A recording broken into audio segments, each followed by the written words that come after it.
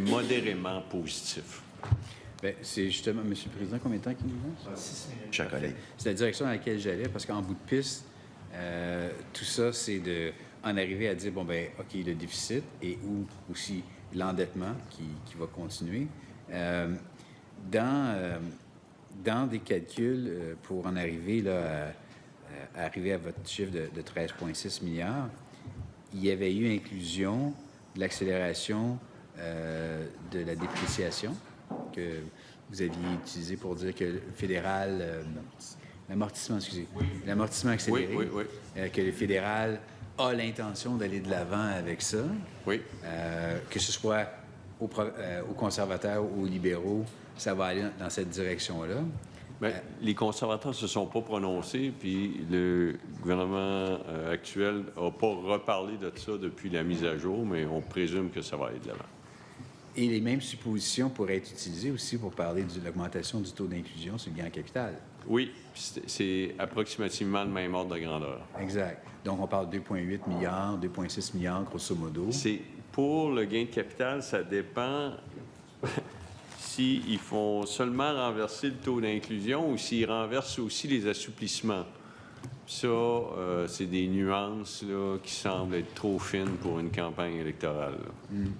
Ça a été quand même relativement clair. Je pense qu'au niveau des conservateurs, en tout cas, on efface tout et on revient à ce que c'était avant l'approche de Mme Freeland. Je dirais pas que c'était si clair que ça. Je pense que ce qu'ils ont dit, c'est on va renverser ce qui a été fait, mais en disant que ce qui avait été fait, c'est augmenter le taux d'inclusion. Or, il y a eu une augmentation du taux d'inclusion, mais aussi une augmentation des incitatifs pour les entrepreneurs canadiens. La politique fiscale et les promesses électorales, c'est deux mondes. Mais est-ce que vous vous sentez à l'aise avec le 2,6 milliards à terme que le taux d'inclusion ou la modification à cet aspect-là représente dans vos chiffres? Parce que c'est quand même 2,8 milliards. C'est-à-dire que nous, il y a un équilibre. Dans la mesure où il n'y a pas eu de loi pour l'amortissement accéléré, puis on l'a mis. Oui. C'est comme si on avait mis 2,4 milliards qui n'est pas légiféré. Puis le gain de capital, lui, est légiféré. On l'a mis.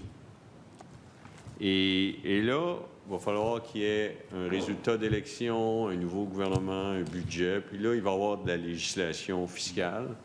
Puis on va prendre acte de tout ça. Alors, par exemple,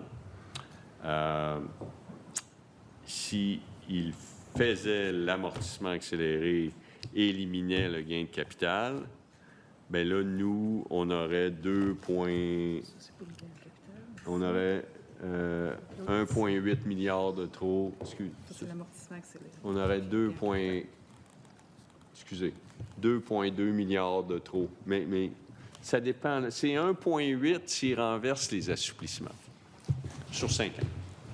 De trop en termes de trop estimer les revenus. Bien, nous, on aurait 1,8 milliard de revenus de trop sur 5 ans. Mais le cadre financier est équilibré. Là.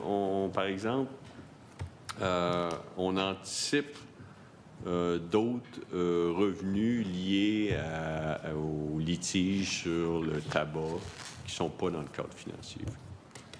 Tout ça, il y a des plus puis des moins. Le cadre financier est équilibré. C'est un portefeuille diversifié. Équilibré, pas diversifié. Non, mais on s'entend. Mais c'est parce que j'en arrive à parler de, bon, OK, la croissance économique, 1,1, est-ce le bon chiffre à voir? Le 10 c'est-tu 14, c'est-tu 7, c'est-tu 18? C'est une hypothèse. C'est des hypothèses. Qui se tiennent. Qui se tiennent. Là, on parle de revenus additionnels. Il y a 6 milliards aussi de mesures qui vont être à identifier. Oui, sur 5 ans. Ça, j'imagine que là-dessus... Ça, c'est pour respecter la loi, là. Exact. Et ça, j'imagine là-dessus, vous allez arriver à terme avec ces mesures-là.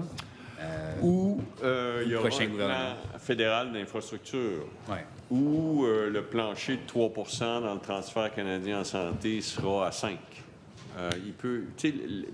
Lorsqu'on regarde le cadre financier, Ce qui frappe, c'est comment, pour un gouvernement fédéral qui a augmenté ses dépenses au taux de 9 par année, les transferts au Québec augmentent de 1,6 en moyenne.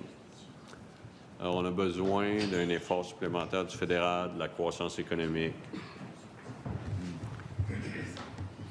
Mais quand on regarde ça en bout de piste, supposons qu'on y va de façon conservatrice, puis on se dit correct. On ne peut pas contrôler ce que le fédéral fait. On va prendre nos suppositions de base. On y va comme ça. Il y a eu 1,8 milliard ou 2,2 milliards juste sur le gain en capital d'inclus dans les calculs qui potentiellement a le risque de disparaître. Il y a le ralentissement économique qui est plus présent maintenant qu'il ne l'était il y a 4 semaines à peu près quand on a fermé les livres pour faire le budget. C'est à peu près ça, c'est 4 semaines? 7 mars. 7 mars, mais je veux dire, avant d'imprimer et tout, là, c'est L'hypothèse économique date du 7 mars. 7 mars, donc depuis un mois. Donc, il y a eu énormément de variabilité depuis, puis on reviendra pour la suite des choses.